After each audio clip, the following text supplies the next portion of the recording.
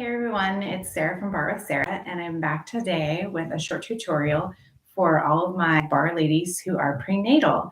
So I love having my prenatal clients come to class, and because I can't see you and give you corrections and modifications, I thought I'd film this short video and tutorial to give you some modifications that you can do if you are tucking for two or maybe more than two. So that's what I'm here to do today. We're going to cover some general tips. I'll go through upper body modifications, lower body modifications, and finally, and most importantly, ab and stretch modifications. First, and most importantly, please talk to your physician before starting any new workout program, whether it's bar or something else. So I want you to make sure you have that conversation, make sure that bar is safe for you and your baby before you do any of my workouts. And of course, listen to your body throughout all of this. The most important thing for you to do is to listen to your body. It's changing, it's growing a human. So what might have been easy before might be difficult now. So again, talk to your physician. Talk to your physician. I'm not a physician. I'm just a regular bar teacher. You need to talk with that person to ascertain what's safe for you. Okay, let's assume that you've talked to your physician and you've gotten a thumbs up. Yes, you can do bar. Actually, bar is a great workout, not only for prenatal folks, but for postnatal, as well as people with diastasis, pelvic floor dysfunction, slow to no impact, and there are some modifications that you can do. So some of these modifications are good for people who aren't even pregnant. That's okay. If this modification works for you, you use it. One of the most important things to do is to make sure your space is really set up for success. So you've got your support, you've got your mat, make sure you have water available. I know also having a place to sit down, so having a chair available in case you need a place to sit, that could be another modification that you could make. Again, knowing that your body is different, it's changing as you're growing this new person. Okay, let's start by talking about upper body. So what are some of the modifications? One thing that you can always do is instead of lifting two sides, so if your balance doesn't feel as good, you can drop one of those weights, hold on to your support, and continue lifting on one side. So that's one basic modification that we can all use, but you can think about, especially if you're pregnant and your balance feels a little off. The two upper body exercises that you might want to modify, but again, it depends on how you're feeling, would be push-ups and planks. So let's start with push-ups. An easy modification for push-ups is to find a sturdy support and to use that sturdy support to do an elevated push-up. I'm going to demonstrate using this bar. Please do not do a push-up, an elevated push-up on a bar. This bar, as you can see, is not secured. So I'm not actually going to put much body weight on it. I just don't have a countertop handy to demonstrate for you. So instead of doing that push-up on the floor, if I'm doing that push-up elevated, I can go down and down, up and up. And you can go down further. Again, I'm just not putting all of my weight into that. So whatever that push-up count is, just putting those hands nice and wide. So mine are about my distance of my mat, which is what I would be doing on the floor. So this allows your weight to still go through that motion, get a little bit of chest and upper back work without being parallel to the floor. The other thing you might want to modify is a plank. So if you're feeling fine and it's comfortable for you, in theory, a plank is fine, coming all the way down.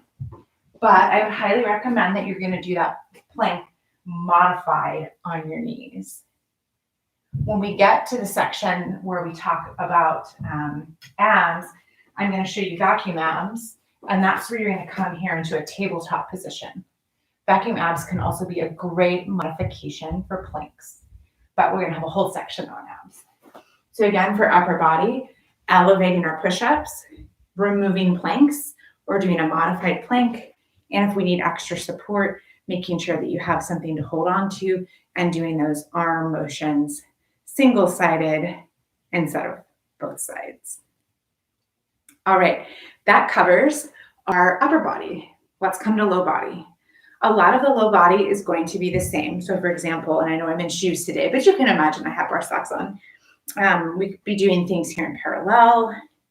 We're here in first position. A lot of these things are going to be just fine for you. A couple of things you might want to modify. So I love doing plies. If you come to my class, you know I love plies.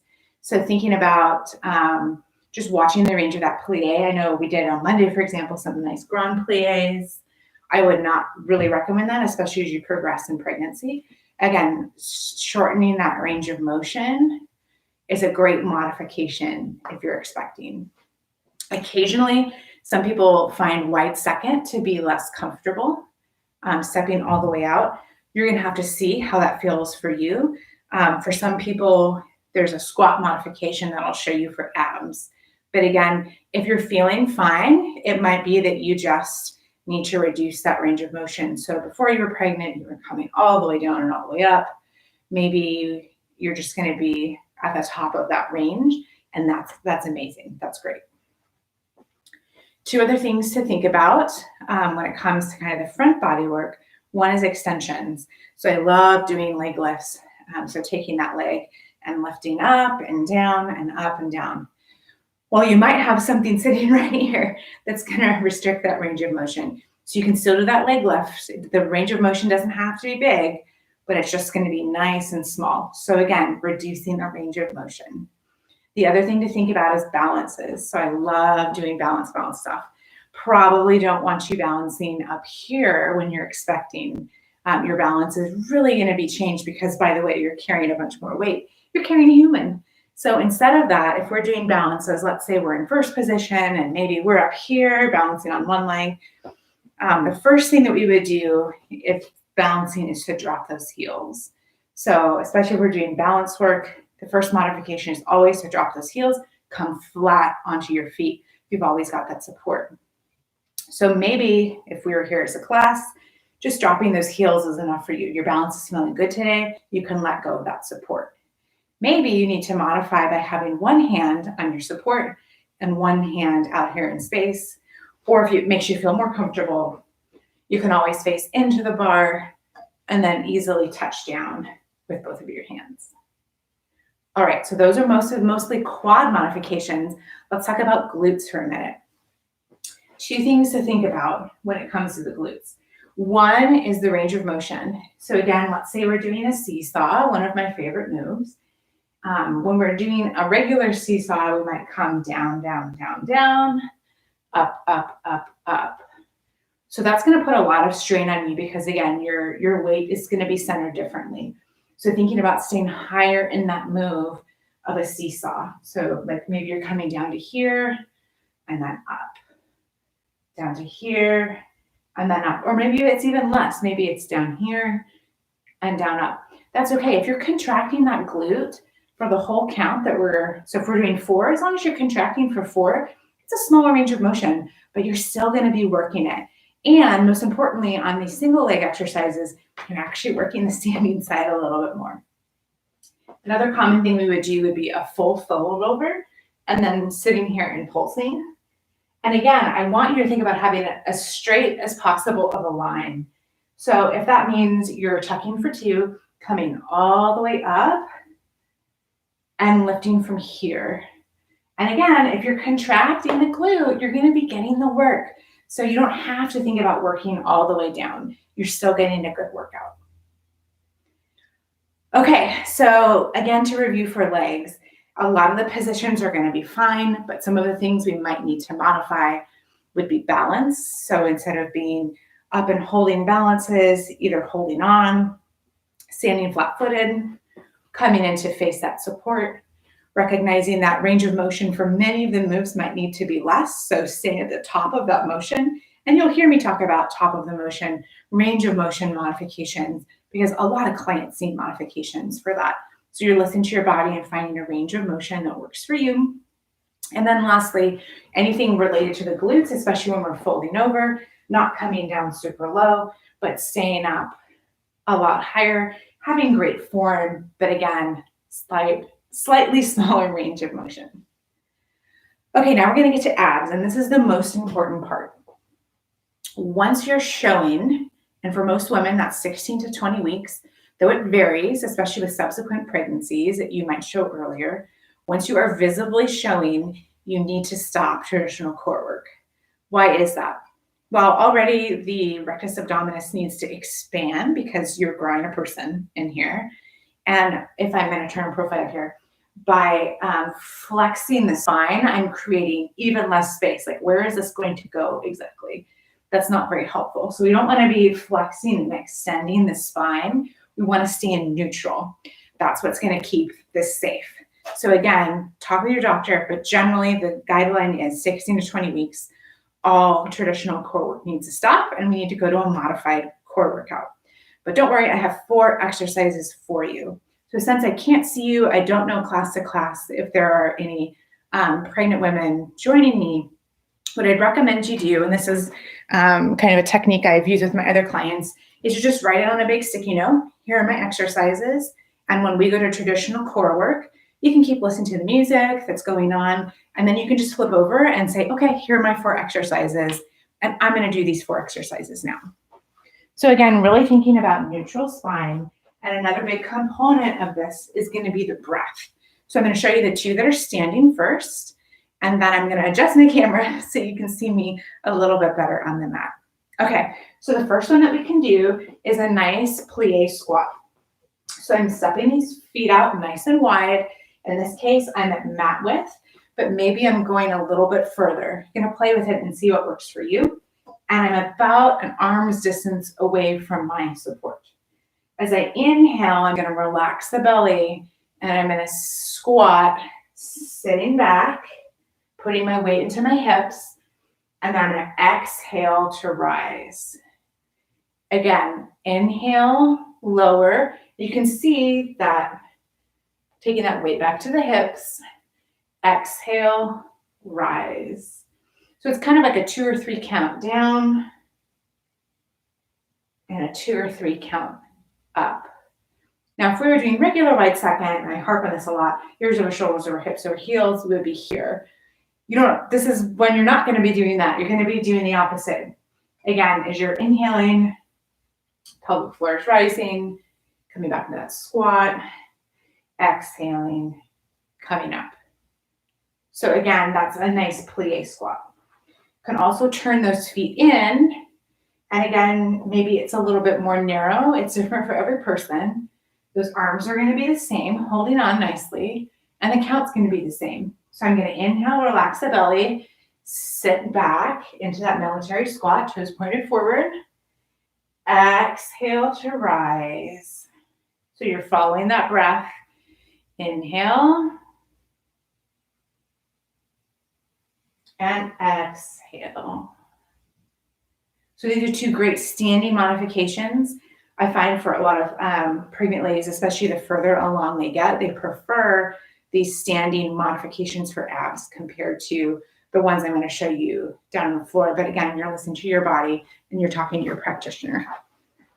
Okay, so now coming down to the mat. Let me come up this way a little bit for you.